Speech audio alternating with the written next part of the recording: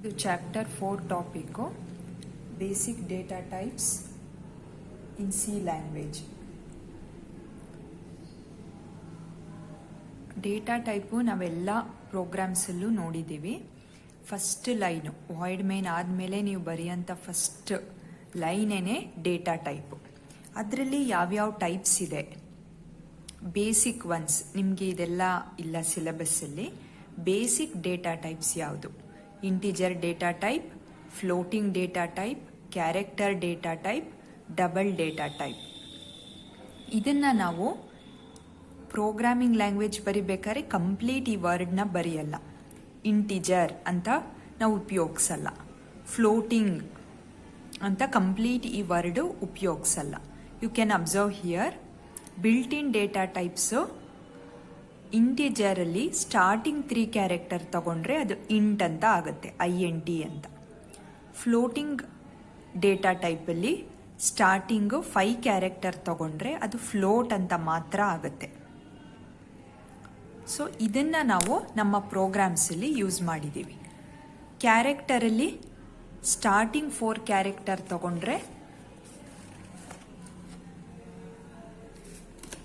It becomes char.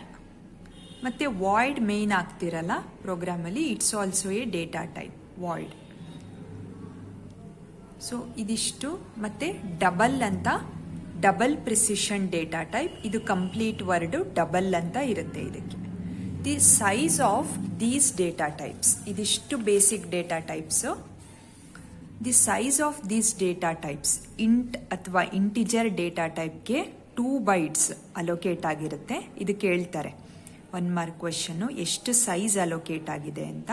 2 bytes. Floating point ಇದ್ರದ್ದು double times, that is 4 bytes. Double ಫ್ಲೋಟ್ದು 2 times ಹಾಕಿ, ಫ್ಲೋಟ್ಗೆ ಎಷ್ಟಿದೆ 4 ಬೈಟ್ಸ್. ಯು ಕ್ಯಾನ್ ಅಬ್ಸರ್ವ್, 4ನ 2 ಟೈಮ್ಸ್ ರಿಪೀಟ್ ಮಾಡಿದ್ರೆ 8 ಬೈಟ್ಸ್ ಬರುತ್ತೆ, ಅದು ಡಬಲ್ಲು. ಕ್ಯಾರು 1 ಬೈಟು, ವಾಯ್ಡು ನಲ್. ಸೊ ಇದಿಷ್ಟು ನೀವು basic as you are learning programming language, basic types ನಿಮ್ಗೆ ಇದಿಷ್ಟು ಗೊತ್ತೇ ಇರಬೇಕು. It's must and should. ನಾವು ಸುಮಾರು ಪ್ರೋಗ್ರಾಮ್ಸಲ್ಲಿ ನೋಡಿದ್ದೀವಿ.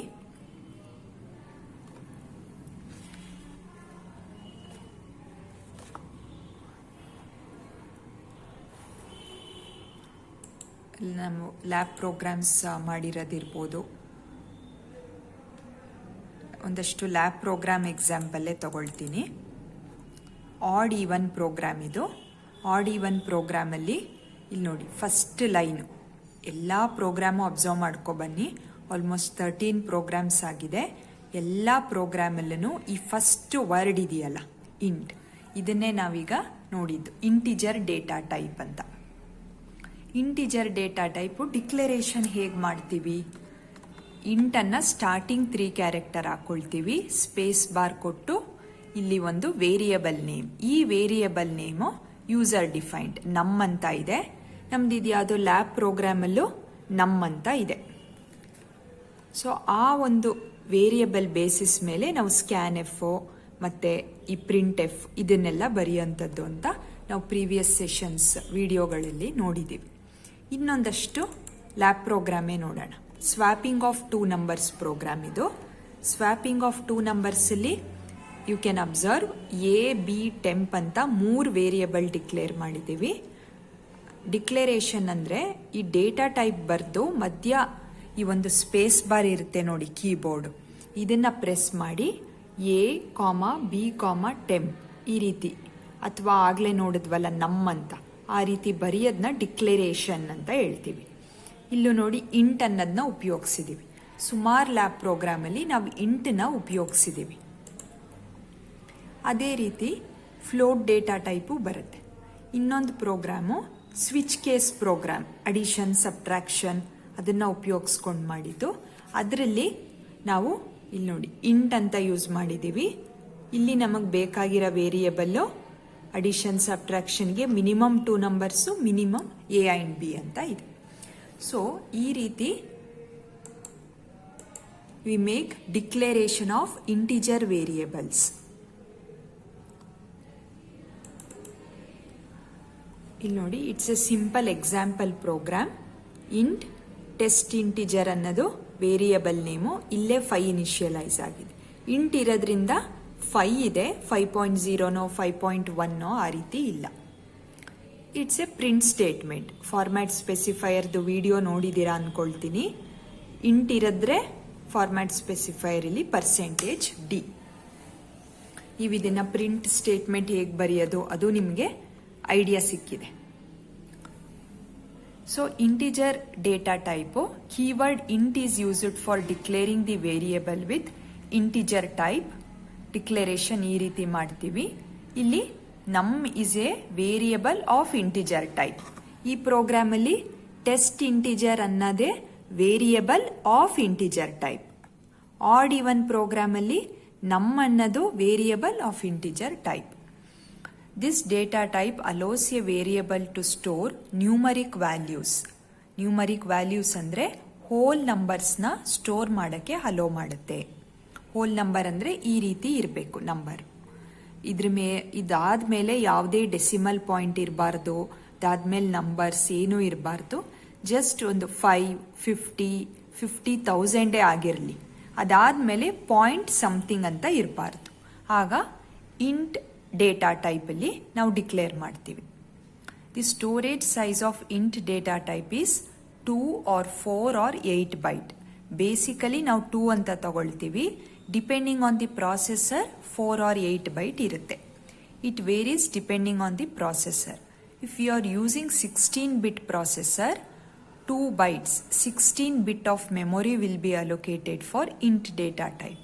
ನಾವು ಎಷ್ಟು ಎಕ್ಸ್ಪೆನ್ಸಿವ್ ಕಂಪ್ಯೂಟರ್ ನಮ್ಮ ಹತ್ರ ಇರುತ್ತೆ ಅದ್ರ ಮೇಲೆ ಇಂಟ್ ಡೇಟಾ ಟೈಪ್ ಡಿಪೆಂಡ್ ಆಗುತ್ತೆ. ಬಟ್ ಡಿಫಾಲ್ಟ್ ಆಗಿ ನೀವು ಆಗಲಿ ಟೇಬಲಲ್ಲಿ ನೋಡಿದ್ರಲ್ಲ 2 bytes. 32-bit ಮೆಷಿನ್ ಆದರೆ 4 bytes, 8 bytes for 32-bit processor, 64-bit. ಇದು ರೇಂಜು 2 bytes. ಇಷ್ಟು ರೇಂಜು ನಿಮಗಿದು ಗೊತ್ತಿರಬೇಕು. ಇದ್ರ ಮೇಲೆ ಅದು ನಂಬರ್ಸ್ನ ಅಕ್ಸೆಪ್ಟ್ ಮಾಡ್ಕೊಳ್ಳಲ್ಲ. ಅದಕ್ಕೆ ನೀವೊಂದು ಕೆಲವೊಂದು ಪ್ರೋಗ್ರಾಮಲ್ಲಿ ನೋಡಿರ್ಬೋದು, ನಾನು ಹ್ಯೂಜ್ ಸೆಟ್ ಆಫ್ ನಂಬರ್ ಹಾಕಿದಾಗ ಅದು ಅಕ್ಸೆಪ್ಟ್ ಆಗ್ತಾ ಇರಲಿಲ್ಲ. ಏನೋ ಡಿಫ್ರೆಂಟಾಗಿ ವ್ಯಾಲ್ಯೂ ಬರ್ತಾ ಇತ್ತು.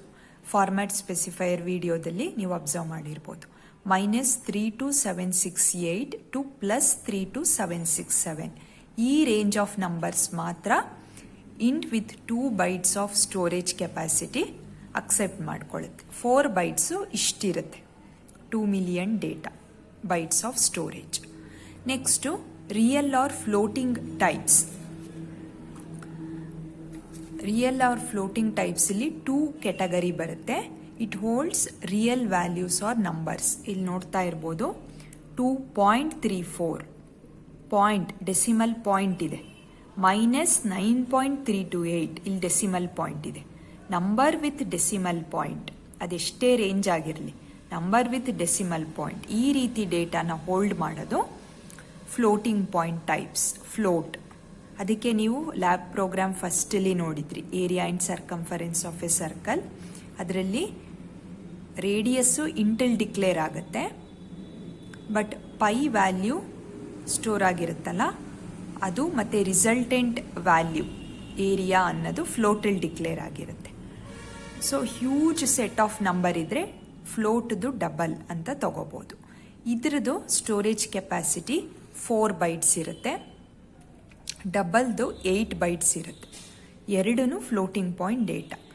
ಈ ಡೆಸಿಮಲ್ ಪಾಯಿಂಟ್ ಆದಮೇಲೆ 2 ನಂಬರು, 3 ನಂಬರ್, 4 ನಂಬರ್ ಇದ್ದರೆ ನಾವು ಫ್ಲೋಟಿಂದನೇ ಡಿಕ್ಲೇರ್ ಮಾಡ್ಬೋದು.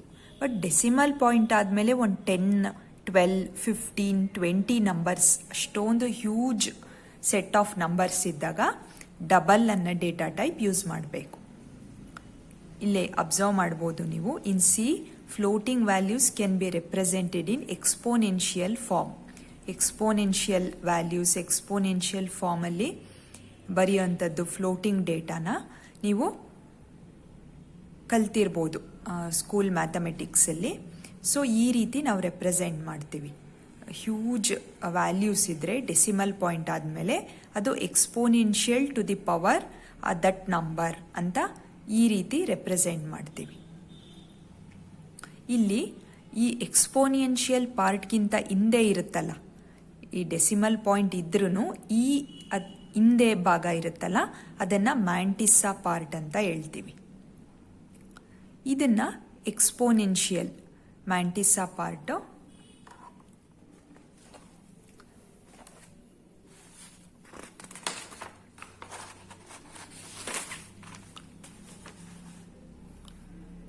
E2 ಅಂತ ಇದೆಯಲ್ಲ, that is the exponential part.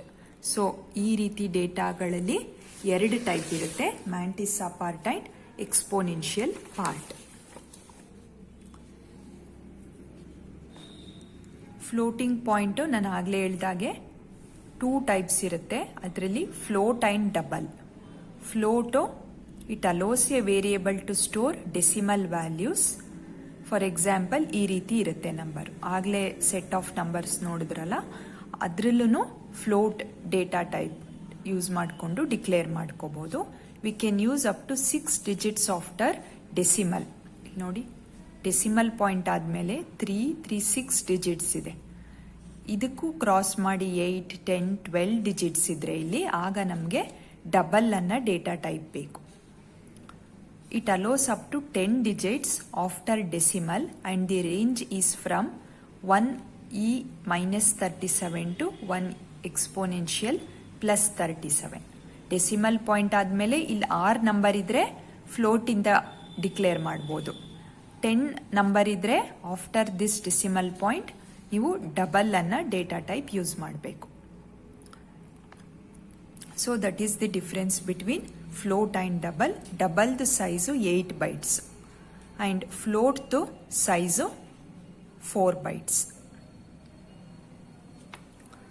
Next data type is character data type. ನಾವಾಗಲೇ ನೋಡಿದಾಗೆ ಕ್ಯಾರ್ ಅನ್ನ ಸ್ಟಾರ್ಟಿಂಗ್ 4 ಲೆಟರ್ಸ್ ಮಾತ್ರ ಯೂಸ್ ಮಾಡಿಕೊಂಡು ಡಿಕ್ಲರೇಷನ್ ಮಾಡ್ತೀವಿ. ಇಲ್ಲಿ ಕ್ಯಾರ್ ಅಂತ ಡೇಟಾ ಟೈಪ್ ಯೂಸ್ ಮಾಡಿದಾಗ ನಾವು ಈ ರೀತಿ numbers, whole numbers, floating point number store ಮಾಡಲ್ಲ. We store these kind of characters.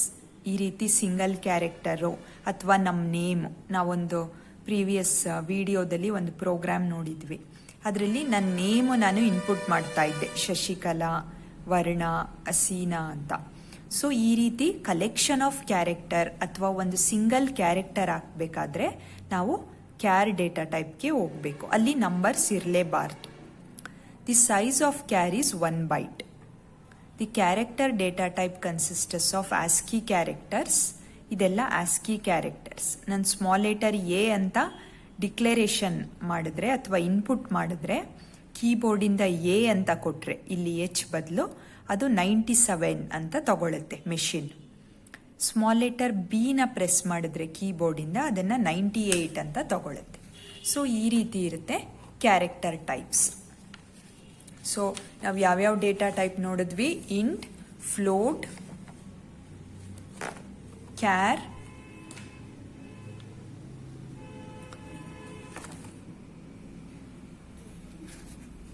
Double. User define data types ಇದು ನಿಮಗೆ ಇಲ್ಲ, ಬಟ್ ಡಿರೈವ್ಡ್ ಡೇಟಾ ಟೈಪ್ಸ್ ಯಾವ್ದ್ಯಾವುದು ಅಂತ ನೀವು ತಿಳ್ಕೊಂಡಿದ್ರೆ it's better. These are the derived data types. ಇದಿಷ್ಟು ಆಯಿತು. Integer, floating data type, character data type, double data type. Derived data types arrays ಅಂತ ನಿಮ್ಮದು ಪೇಪರ್ನಲ್ಲಿ ಲಾಸ್ಟ್ ಟಾಪಿಕ್ ಇದು. ಪಾಯಿಂಟರ್ಸ್, ಸ್ಟ್ರಕ್ಚರ್ಸು ನಿಮ್ಮ ಸಿಲೆಬಸ್ಸಲ್ಲಿ ಇಲ್ಲ. ಇದು ನೇಮ್ಗಳನ್ನ ತಿಳ್ಕೊಂಡಿರಿ ಸಾಕು. ಆರೇಸ್ ಮಾಡಿದಾಗ ನಿಮಗೆ ಆರೇಸ್ ಬಗ್ಗೆ ಗೊತ್ತಾಗುತ್ತೆ. ನೆಕ್ಸ್ಟ್ ಇನ್ನೊಂದು category user define data type, E ನಮ್ ಮತ್ತೆ ಟೈಪ್ ಡೆಫ್ ಅಂತ ಬರುತ್ತೆ. ನಿಮ್ಮ ಸಿಲೆಬಸ್ಸಲ್ಲಿ ಇಷ್ಟು ಮಾತ್ರ ಇದೆ. ಇದು ಪ್ಲಸ್ ಡಿರೈವ್ಡ್ ಡೇಟಾ ಟೈಪಲ್ಲಿ ಒಂದು ಆರೇಸ್. ಇದ್ರದ್ದು ಬೇಸ್ಡ್ ಆನ್ ದಿಸ್ ಒಂದಷ್ಟು ಪ್ರೋಗ್ರಾಮ್ಸ್ ನೋಡೋಣ.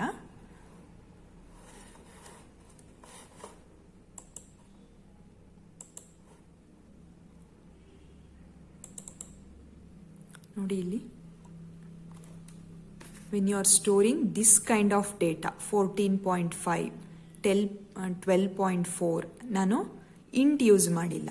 ಇಂಟ್ ನನಗೆ ಈ ರೀತಿ ಡೆಸಿಮಲ್ ಪಾಯಿಂಟ್ ಇದ್ದಾಗ ಬೇಕಾಗುತ್ತೆ, ಇಂಟ್ ಬೇಕಾಗಲ್ಲ.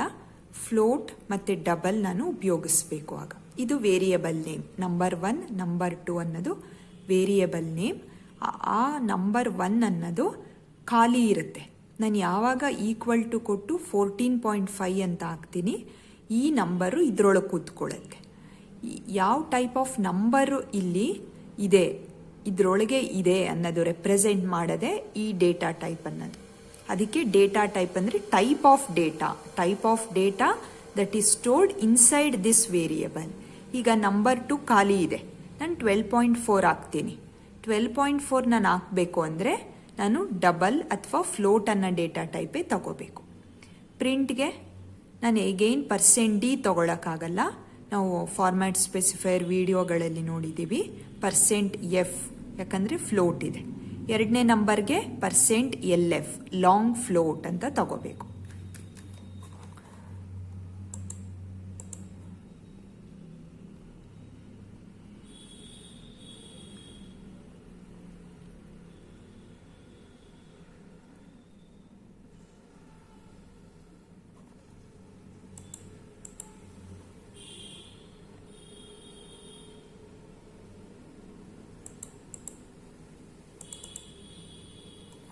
ನಾವು ಈ ಪ್ರೋಗ್ರಾಮ್ ನೋಡಿದ್ದೀವಿ, ಬಟ್ ಕ್ಯಾರ್ಗೆ ಎಕ್ಸಾಂಪಲ್ ಇದು. Char data type. ಇನ್ಪುಟ್ಟು ನಾನು ಹಾಕಬೇಕಾದ್ರೆ ಫಾರ್ಮ್ಯಾಟ್ ಸ್ಪೆಸಿಫೈಯರ್ %c ಹಾಕ್ತೀನಿ. ಇಲ್ಲಿ ಒಂದು ಸಿಂಗಲ್ ಕ್ಯಾರೆಕ್ಟರ್ ಡಿಕ್ಲರೇಷನ್ಗೆ ಯೂಸ್ ಮಾಡೋವಂಥದ್ದು. ಇದರದ್ದು storage capacity 1 byte. Float 4 bytes, double 8 bytes, int 2 bytes. You can observe this program. ಇಲ್ಲಿ ಒಂದು ಸಿಂಗಲ್ ಕ್ಯಾರೆಕ್ಟರ್ ಸ್ಟೋರ್ ಮಾಡ್ತಾ ಇದ್ದೀನಿ. ಇಲ್ಲಿ ಹೋಲ್ ನಂಬರ್ ಇಲ್ಲ, ಫ್ಲೋಟಿಂಗ್ ಪಾಯಿಂಟ್ ನಂಬರ್ ಇಲ್ಲ, ಒಂದೇ ಒಂದು ಕ್ಯಾರೆಕ್ಟರು ಈ ಒಂದು ವೇರಿಯಬಲ್ ಒಳಗೆ ಸೇರಿಕೊಂಡಿದೆ. CHR ಅನ್ನೋದು ಖಾಲಿ ಇದೆ, ಅದರೊಳಗೆ ನಾನು ಈಗ ನಂಬರ್ ಹಾಕಿಲ್ಲ, ಕ್ಯಾರೆಕ್ಟರ್ ಎ ಅನ್ನೋ ಒಂದು ಕ್ಯಾರೆಕ್ಟರ್ ಹಾಕಿದ್ದೀನಿ. ಅದು ಹಾಕ್ಬೇಕಾದ್ರೆ ಸಿಂಗಲ್ ಕೋಟ್ಸ್ ಒಳಗೇನೆ ಹಾಕಬೇಕು. ಆಗ ಕ್ಯಾರ್ ಅಂತ ತಗೋಬೇಕು. ಆಗ ಫಾರ್ಮ್ಯಾಟ್ ಸ್ಪೆಸಿಫೈಯರು %c ಅಂತ ಆಗುತ್ತೆ. So this is about data types.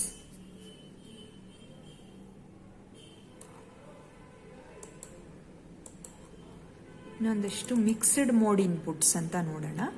ಅಂದರೆ ನೀವು ಎಲ್ಲ ಮಿಕ್ಸಪ್ ಮಾಡಿ ಒಂದೇ ಪ್ರೋಗ್ರಾಮಲ್ಲಿ ಯೂಸ್ ಮಾಡ್ಬೋದು. ಲ್ಯಾಬ್ದು ಫಸ್ಟ್ ಪ್ರೋಗ್ರಾಮಲ್ಲಿ ಯೂಸ್ ಮಾಡಿದಾಗೆ ಇಂಟ್ ಫ್ಲೋಟೇ ತಗೋಬೇಕು, ಇಂಟೇ ತಗೋಬೇಕು ಅಂತ ರೂಲ್ ಏನಿಲ್ಲ. ಇಂಟು ಫ್ಲೋಟ್ ಇಲ್ಲೊಂದು ಕ್ಯಾರ್ ಅನ್ನೋ ವೇರಿಯಬಲ್ಲು ಡಿಕ್ಲೇರ್ ಮಾಡ್ಬೋದು ನೀವು.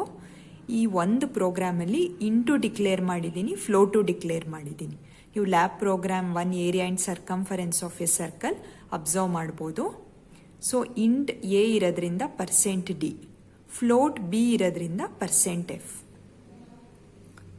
Address a address B.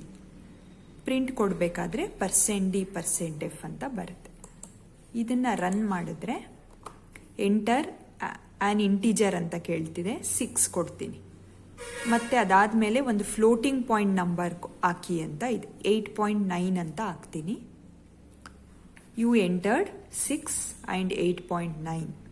ಅದು ಆಟೋಮೆಟಿಕ್ ಆಗಿ ಅದು ಅಟ್ಯಾಚ್ ಮಾಡ್ಕೊಳ್ಳುತ್ತೆ. ಇಲ್ಲಿ ಎಷ್ಟು ನಂಬರ್ ಇದೆ?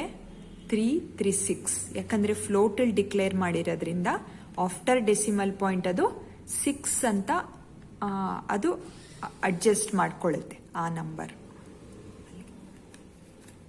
ಸೊ ಈ ರೀತಿ ನಿಮಗೆ ಲ್ಯಾಬ್ ಪ್ರೋಗ್ರಾಮ್ಸ್ ಕಾಂಪ್ಲಿಕೇಟೆಡ್ ಅನಿಸಿದ್ರೆ ಈ ರೀತಿ ಸಿಂಪಲ್ ಪ್ರೋಗ್ರಾಮ್ಗಳನ್ನ ಟ್ರೈ ಮಾಡಿ. 2 ಲೈನ್ ಪ್ರೋಗ್ರಾಮ್, 3 ಲೈನ್ ಪ್ರೋಗ್ರಾಮ್ ಮಾಡಿ ರನ್ ಮಾಡಿ ಪ್ರಾಕ್ಟೀಸ್ ಮಾಡಿಕೊಂಡು ಆಮೇಲಾದರೂ ಲ್ಯಾಬ್ ಪ್ರೋಗ್ರಾಮ್ಸು ಮಾಡ್ಕೋಬೋದು. So this is about data types. Next ಕ್ಲಾಸಲ್ಲಿ ಮಾಡಿಫೈಯರ್ಸ್ ನೋಡೋಣ. ಅಂದರೆ ಶಾರ್ಟ್, ಲಾಂಗ್ ಅಂತ ಈ ಡೇಟಾ ಟೈಪ್ ಜೊತೆನೇ ನೀವು ಯೂಸ್ ಮಾಡ್ಬೋದು. Modification of the memory size allocated for these ಅದಾಗುತ್ತೆ. ನಾವು ಈ ಡೇಟಾ ಟೈಪ್ ಜೊತೆನೆ ಶಾರ್ಟ್ ಮತ್ತು ಲಾಂಗ್ ಅನ್ನೋ ವರ್ಡು ಯೂಸ್ ಮಾಡಿದಾಗ ಸೈನಡ್, ಅನ್ಸೈನಡ್. ಈಗ ನಾನು ನೆಗೆಟಿವ್ ನಂಬರು ಹಾಕಬೇಕಾಗಿರುತ್ತೆ. ಈಗ -8 ಅಂತ ಹಾಕಬೇಕು, -6.708 ಅಂತ ಹಾಕಬೇಕು. ಸೊ ಈ ರೀತಿ negative numbers, that is called as signed numbers, unsigned numbers, long range of numbers, short range of numbers ಹಾಕಬೇಕಾದ್ರೆ ಆ ರೀತಿ ಒಂದು ಮಾಡಿಫೈಯರ್ಸನ್ನು ಹೆಲ್ಪ್ ತಗೋಬೇಕಾಗುತ್ತೆ ನಾವು. ಸೊ ಅದನ್ನು ನೆಕ್ಸ್ಟ್ ಸೆಷನ್ ಡಿಸ್ಕಷನ್ ಮಾಡಿ.